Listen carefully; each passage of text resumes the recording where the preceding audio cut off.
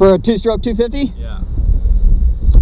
2004, the year this was new. About 14 years now. I was going to try and hit your electric start, but there isn't one. I wish. Oh, is this a map switch? Yeah. Oh, sweet. I'm going to take it up the road for a second.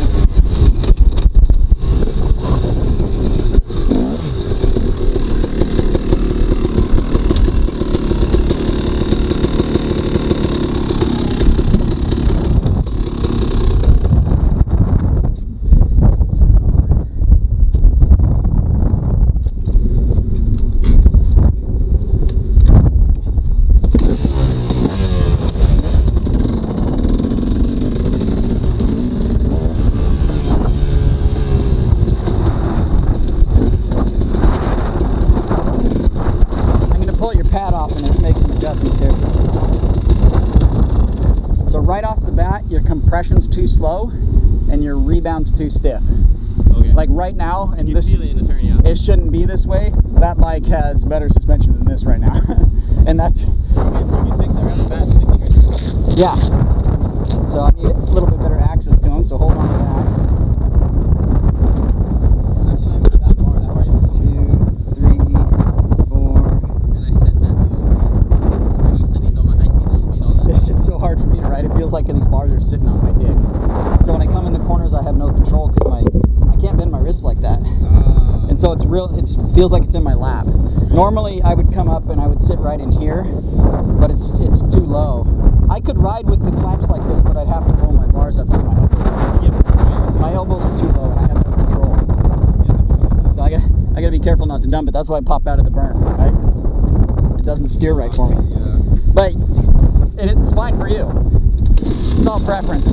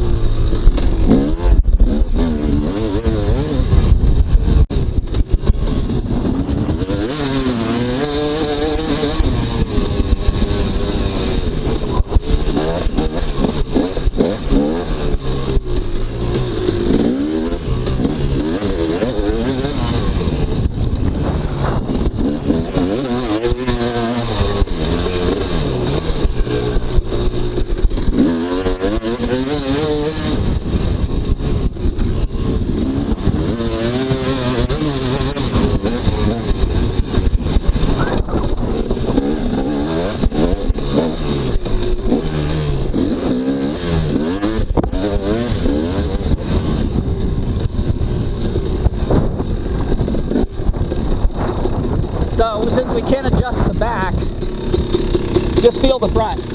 I bet you could go another 4 clicks and be happy. But it's 16. I bet you if you went 20, you'd shit. But we gotta We got to make it more balanced. Yeah. But yeah, you'll definitely. I mean, this stuff is slick. It's gonna push. Yeah. Oh yeah. You have to sit here. You have to move your dick up and almost touch that, because that weights the front, and it gets your elbows up, and then your knee comes into the side of this. And it's hard for me because I almost can't get my knee underneath that. It's like the bars are there, and it's. But yeah, like I said, I broke the radiator cap off of one of these during a ride. That's how fucking wham, my knee came up into it. Shit. But you'll notice that. And then we'll set it up better over there. I forgot what those felt like. I forgot how much vibration there was in the two-stroke. Right. But there's a sweet spot in it though. How's the valves feel though? It feels like it's opening on time, or it's opening too slow or too fast? It doesn't feel as broad as mine did. Where the power band comes in through. My bike it feels like it's just kind of pulls in the middle and then goes a little bit flat on top. This one, yeah. But I haven't ridden one for so long. But compared to my buddy's 300, like his 300 EXC, or it's an XC, I mean, which is kind of like the SX, but it has a 4 kit. different mapping and an 18-inch rear wheel and things like that, bigger tank. But his bike is a counterbalanced 250 engine, basically. But it's a bit up to 300s, right? The KTM, it's the 250 engine that's a 300. Same base engine, but it's counterbalanced. The thing's just like, it's like a fucking electric, man. It's just like,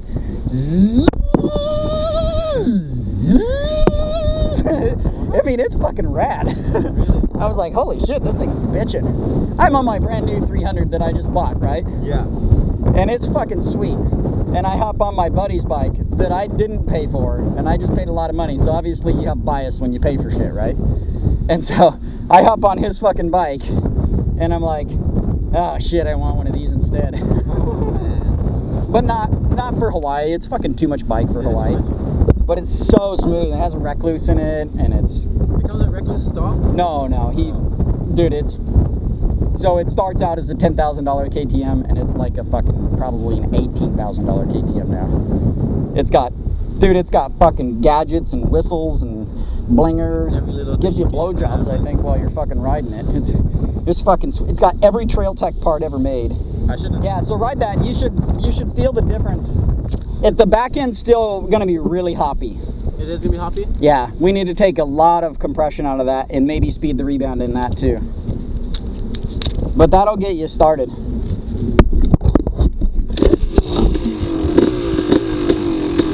the way.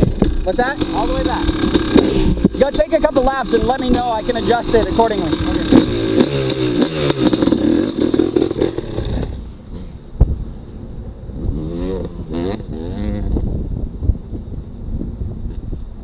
So did you feel how it stays? Yeah. The front end stuck to the ground. When I watch you, the rear end's. Well, the front end's staying down and the rear end's doing this now.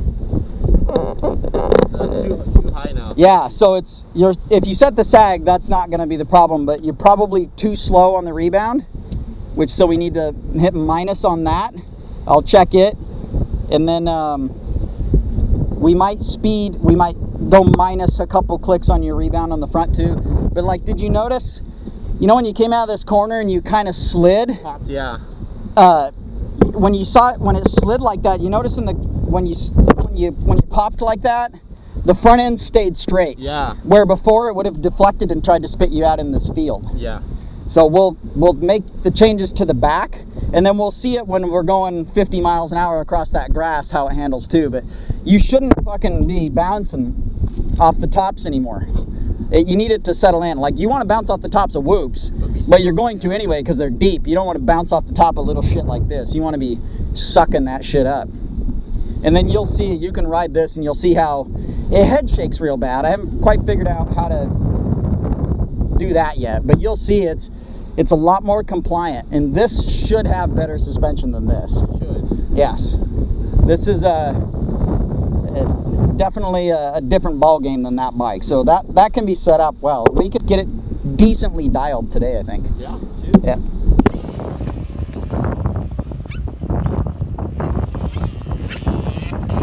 He hits that outside line.